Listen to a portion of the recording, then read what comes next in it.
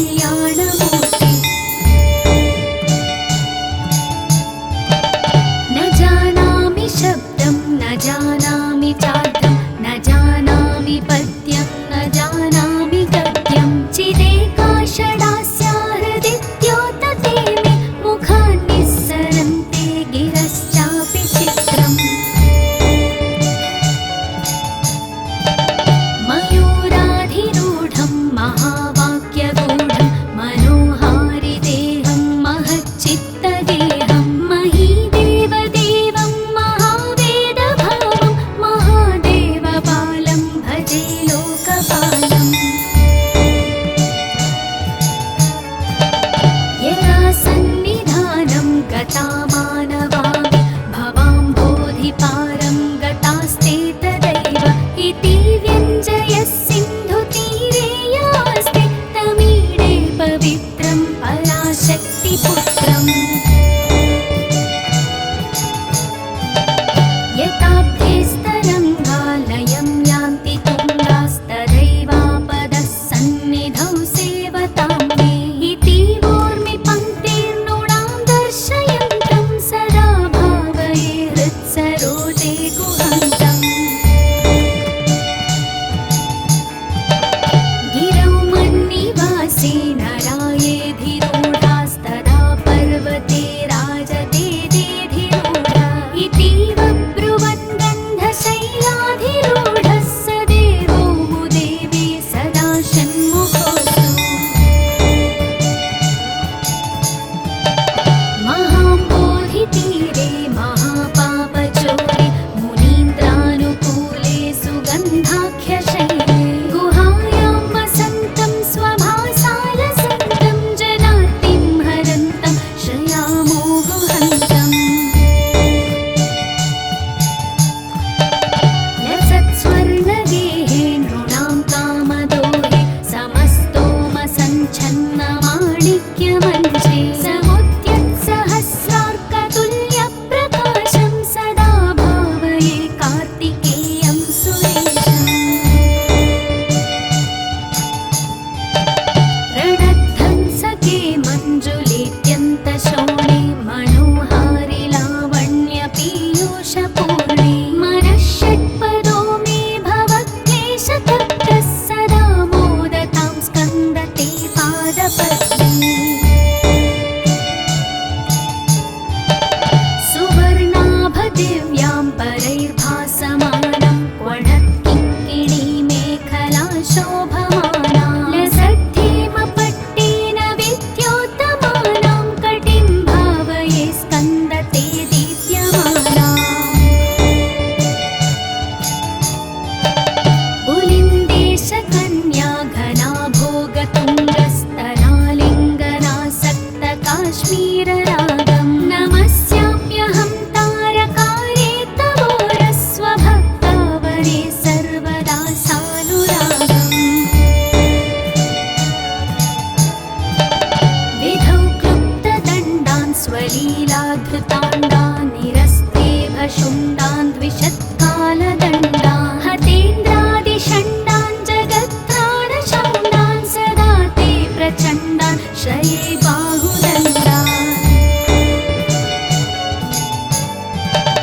सदा शारदाश्यन्मृगाङ्काय दिस्युः समुद्यन्त एव स्थितास्तेत्समन्ता सदा पूर्णबिम्बाः कळङ्कैश्च हीनास्तदा त्वन्मुखानां ब्रुवे स्कन्दसाम्यम्। स्फुरन्मन्दहासैः सहंसानि चञ्चत्कटाक्षैः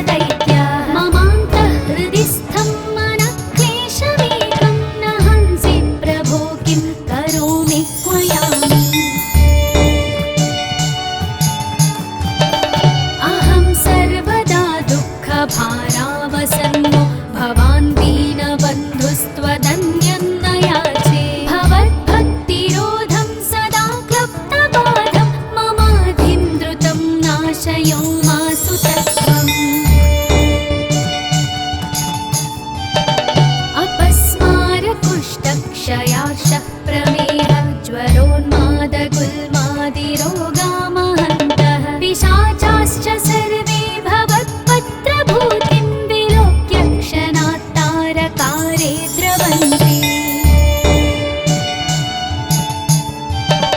दृशि स्कन्दमूर्तिः श्रुतौ स्कन्दकीर्तिर्मुखे मे पवित्रं सदा तच्चरित्रं करे तस्य कृत्यं वपुस्तस्य भृत्यं गुहे सन्तु लीना ममाशेषभावाः मुनीनामुताहो नृणां भक्तिभाजामभीष्टप्रदा सन्ति सर्वत्र देवाः नृणामन्त्यजानामपि स्वार्थदाने गुहद्देवमन्यन्न जाने न जाने कलत्रं सुता बन्धुवर्गः पशुर्वानरो वाधनारी गृहे ये मदीया यजन्तो नमन्तस्तुवन्तो भवन्तं स्मरन्तश्च ते सन्तु सर्वे कुमारा मृगाः पक्षिणो दंशकाये च दुष्टास्तथा व्याधयो बाधकाये मदङ्गे भवच्छक्ति तीक्ष्णाग्रभिन्नाः सुदूरे विनश्यन्तु ते चूर्णितक्रौञ्चशैला जनित्री पिता च स्वपुत्रापराधं सहेतेन किं देवसेनाधिनाथ अहं चातिबालो भवान् लोकतातः क्षमस्वापराधं समस्तं महेश नमः केकिनी शक्तये चापि तुभ्यं नमश्चागतुभ्यं नमः कुक्कुटाय नमः सिन्धवे सिन्धुदेशाय तुभ्यं पुनः स्कन्दमूर्ते नमस्ते नमोऽस्तु जयानन्दभूमं जयापारधामं जयामोघकीर्ते जयानन्दमूर्ते जयानन्दसिन्धो जयाशेषबन्धो जयत्वं सदा मुक्तिदानेश सूनो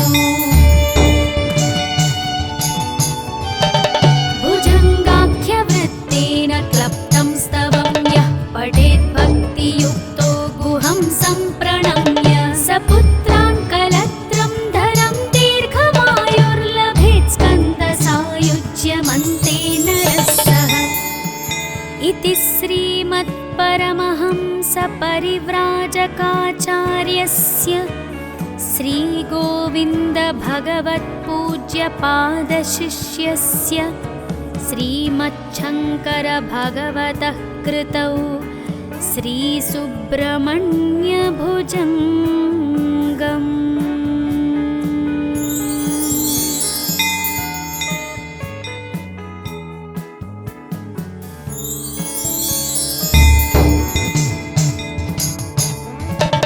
सदा बालरूपापि विघ्नान्द्रिहन्त्रि महादन्ति वक्त्रापि पञ्चास्य मान्या विधीन्द्रादिवृक्या गणेशाभिधाने विधत्तां श्रियं कापि कल्याणमूर्ति न जानामि शब्दं न जानामि चार्धं न जानामि पद्यं न जानामि गद्यं चिदेका षडास्या हृदि द्योतते मे मुखान्निस्सरन्ते गिरश्चापि चित्रम् मयूराधिरूढं महावाक्यगूढं मनोहारिदेहं महच्चित्तगेहं महीदेवदेवं महावेदभावं महादेवबालं भजे लोकपालम् यदा सन्निधानं गता मानवामि भवाम्बोधिपारं गतास्ते तदैव इति व्यञ्जयः सिन्धुतीरे यास्ति तमीडे पवित्रं पराशक्तिपुत्रम् यताब्धेस्तरङ्गा लयं यान्ति तुङ्गास्तदैवापदः सन्निधौ सेवतां मे इति ऊर्मिपङ्क्तिर्नृणां दर्शयन्तं सदा भावये हृत्सरोजे गुहान्तम् गिरौ मन्निवासे नरायेधिरूढास्तदा पर्वते राजते देधिरूढा इतीव ब्रुवन् गन्धशैलाधिरूढः स देव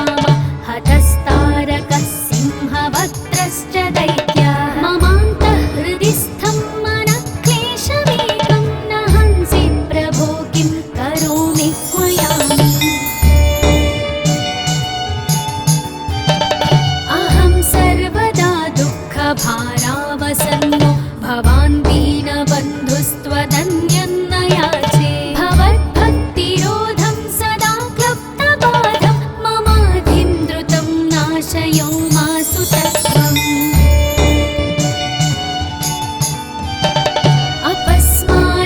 अपस्मारकुष्ठक्षयाशः प्रमेहः ज्वरोन्मादगुल्मादिरोगामहन्तः पिशाचाश्च सर्वे भवत्पत्रभूतिं विलोक्य क्षणात् तारकारे द्रवन्ति ऋषिस्कन्दमूर्तिः श्रुतौ स्कन्दकीर्तिर्मुखे मे पवित्रं सदा तच्चरित्रं करे तस्य कृत्यं वपुस्तस्य भृत्यं गुहे सन्तु लीना ममाशेषभावाः मुनीनामुदाहो नृणां भक्तिभाजामभीष्टप्रदाः सन्ति सर्वत्र देवाः ऋणामन्त्यजानामपि स्वार्थदाने गुहद्देवमन्यं न जाने न जाने कलत्रं सुता बन्धुवर्गः पशुर्वानरो वाधनारी गृहे ये मदीयाः यजन्तो नमन्तस्तुवन्तो भवन्तं स्मरन्तश्च ते सन्तु सर्वे कुमाराः मृगाः पक्षिणो दंशकाये च दुष्टास्तथा व्याधयो बाधकाये मदङ्गे भवच्छक्तितीक्ष्णाग्रभिन्नाः सुदूरे विनश्यन्तु ते चूर्णितक्रौञ्चशैलाः जनित्री पिता च स्वपुत्रापराधं सहेतेन किं देवसेनाधिनाथ अहं चातिबालो भवान् लोकतातः क्षमस्वापराधं समस्तं महेश नमः केकिने शक्तये चापि तुभ्यं नमश्चागतुभ्यं नमः कुक्कुटाय नमः सिन्धवे सिन्धुदेशाय तुभ्यं पुनः स्कन्दमूर्ते नमस्ते नमोऽस्तु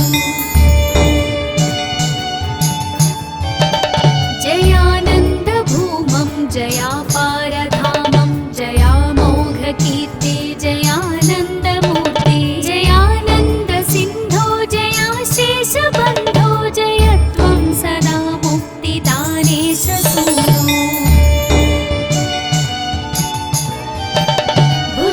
भुजङ्गाख्यवृत्तेन क्लप्तं स्तवं यः पठेद्भक्तियुक्तो गुहं सम्प्रणम्य सपुत्रान् कलत्रं धरं दीर्घमायुर्लभेत् स्कन्दसायुज्यमन्ते नरः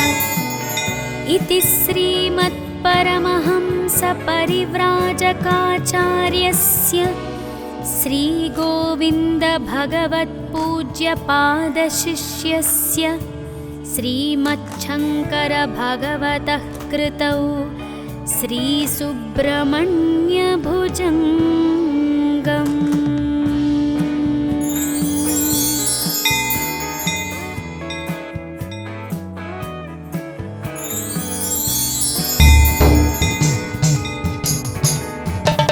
सदा बालरूपापि विघ्नान्द्रिहन्त्रि महादन्ति वक्त्रापि पञ्चस्य मान्या विधीन्द्रादिमृग्या गणेशाभिधाने विधत्तां श्रियं कापि कल्याणमूर्ति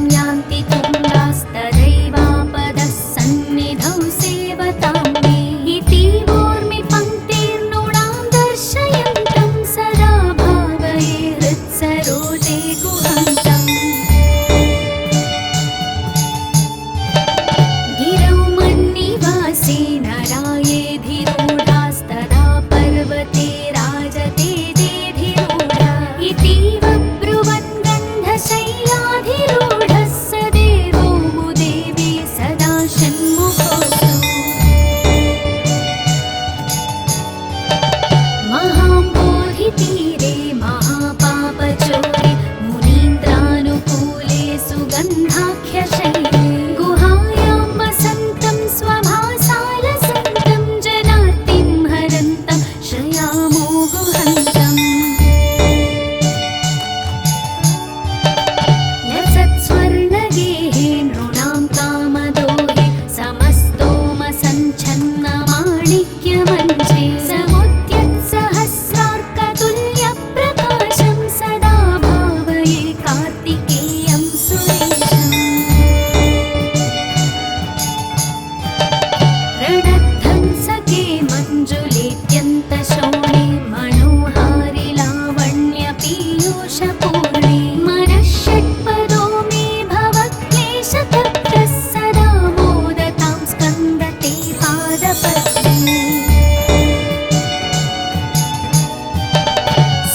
सुवर्णाभदिव्यां परैर्भासमानं क्वणत्किङ्किणीमेखला शोभमाना लसद्धेमपट्टेन विद्योतमानां कटिं भावये स्कन्दते दीप्यमाना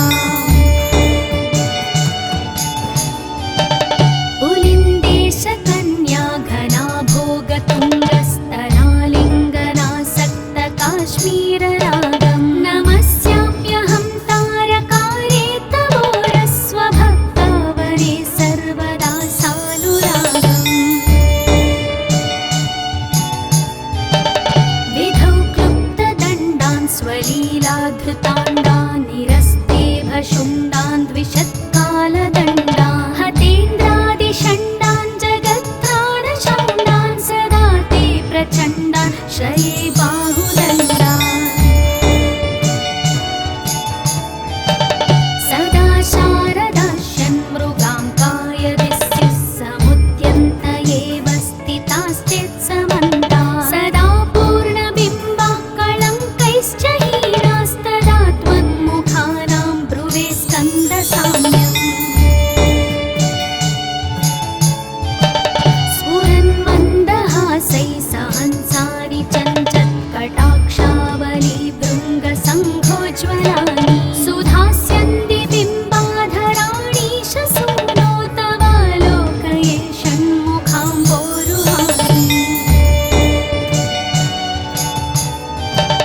विशालेषु कर्णान्तदीर्घेष्वजस्रं दयास्यन्धिषु द्वादशस्वीक्षणेषु मयि षत्कटाक्षः सकृत्पातितश्चेद् भवेत् ते दयाशीलकानामहानिः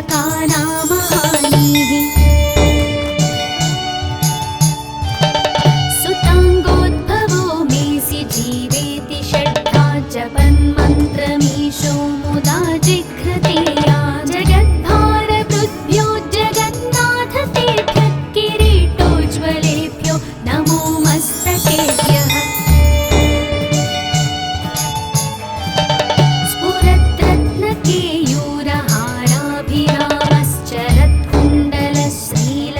स्फुरद्रत्नकेयूरहाराभिरामश्चरत्कुण्डलश्रीलसद्खण्डभागः कटौ पीतवासाः करे चारुशक्ति पुरस्तान् ममास्तां पुरारेस्तनूजः इहायाहि वत्सेति हस्तान् प्रसार्याह्वयत्यादराच्छङ्करे मातुरङ्का समुत्पद्यता तं श्रयन्तं कुमारं हरां श्रेष्ठगात्रं भजे बालमूर्तिम् कुमारेश सूनो गुहस्कन्दसेनापते शक्तिपाणे मयूराधिरूढ पुलिन्दात्मजाकान्तभक्तार्तिहारिन् प्रभो तारकारे सदा रक्ष मां त्वम् प्रशान्ते त्रिये नष्टसङ्गे विचेष्टे कपोद्गारि वक्त्रे भयोत्कम्पि गात्रे प्रयाणोन्मुखे मय्यनाथे तदानीं द्रुतं मे दयालो भवाग्रे गुहत्वम् कृतान्तस्य दूतेषु चण्डेषु कोपात्तहच्छिन्धि भिन्धीति मां तर्जयत्सु मयूरं समारुह्य माभैरति त्वं पुरःशक्तिपाणिर्ममायाहि शीघ्रम्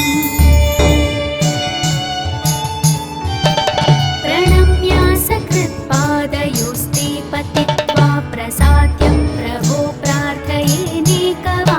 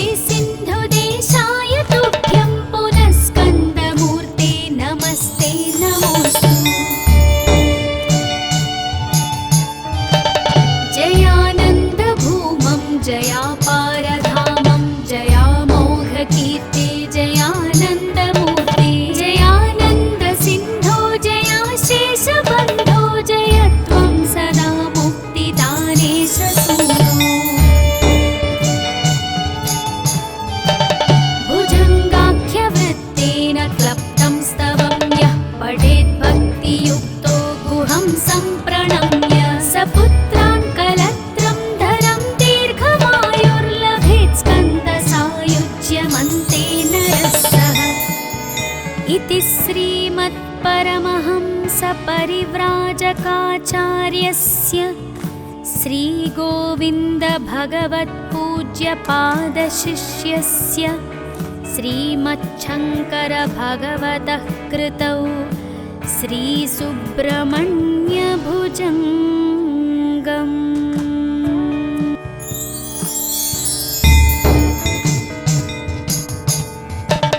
सदा बालरूपापि विघ्नान्द्रिहन्त्रि महादन्ति वक्त्रापि पञ्चास्य मान्या विधीन्द्रादिवृक्या गणेशाभिधाने विधत्तां श्रियं कापि कल्याणमूर्ति न जाना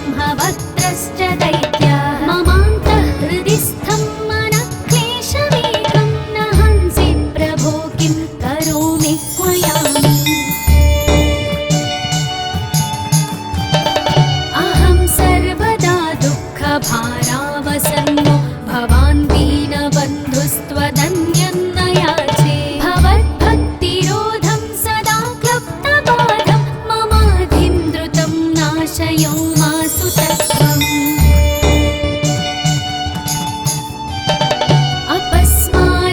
अपस्मारकुष्ठक्षयार्षः प्रमेहः ज्वरोन्मादगुल्मादिरोगा महन्तः पिशाचाश्च सर्वे भवत्पत्रभूतिं विलोक्य क्षणात् तारकारे द्रवन्ति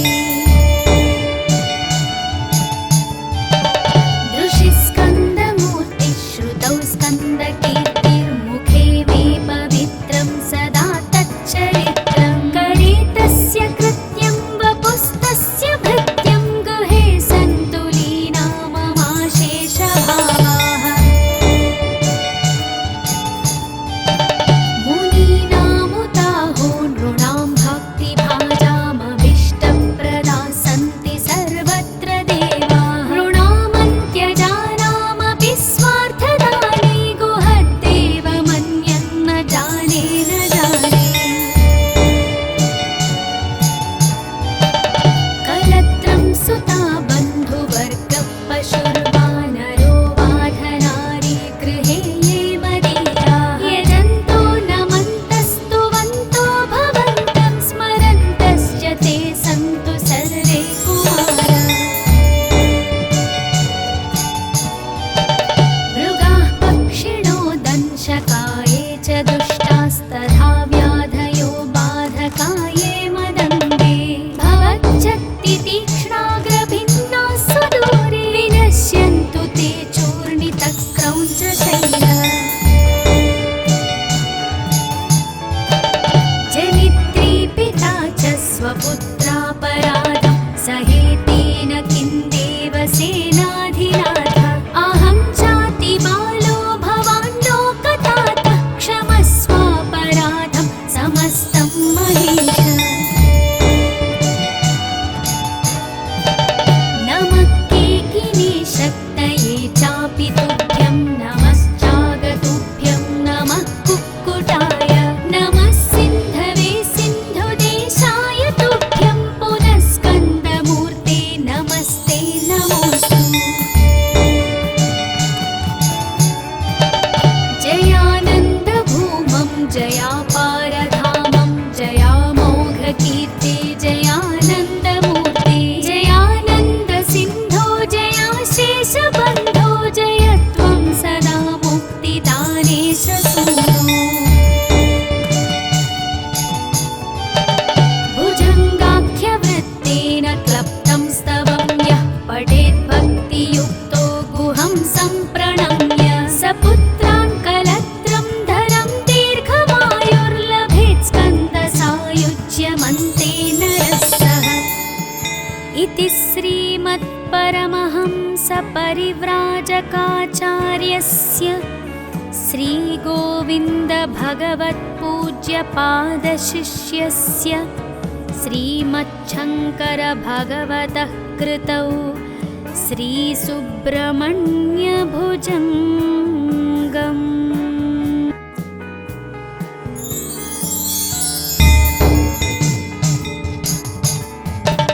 सदा बालरूपापि विघ्नान्द्रिहन्त्रि महादन्ति वक्त्रापि पञ्चास्य मान्या विधीन्द्रादिवृक्या गणेशाभिरामि विधत्तां श्रियं कापि कल्याणमूर्ति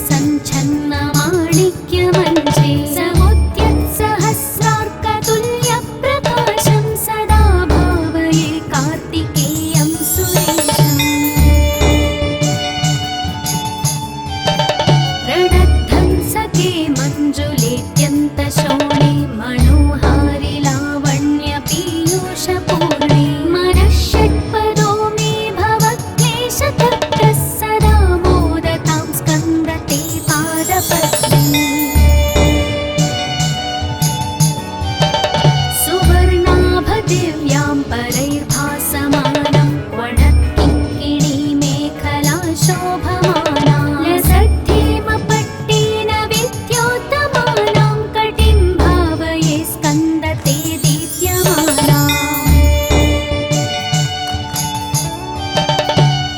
पुलिन्देशकन्या घना भोगतुङ्गस्तनालिङ्गनासक्त काश्मीररागं नमस्याम्यहं तारकारे तवोरं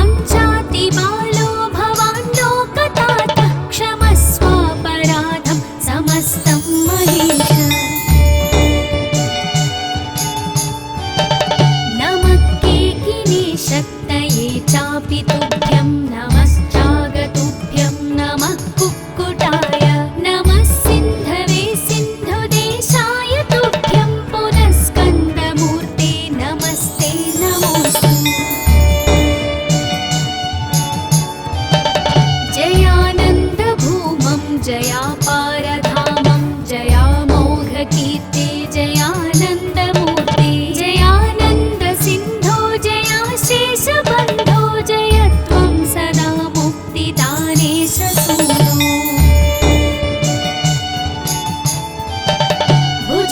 भुजङ्गाख्यवृत्तेन क्लप्तं स्तवं यः पठेद्भक्तियुक्तो गुहं सम्प्रणम्य सपुत्राङ्कलत्रं धरं दीर्घमायुर्लभेत् स्कन्दसायुज्यमन्ते नरः सः इति श्रीमत्परमहंसपरिव्राजकाचार्यस्य श्रीगोविन्दभगवत्पूज्यपादशिष्यस्य श्रीमच्छङ्करभगवतः कृतौ श्रीसुब्रह्मण्यभुजङ्ग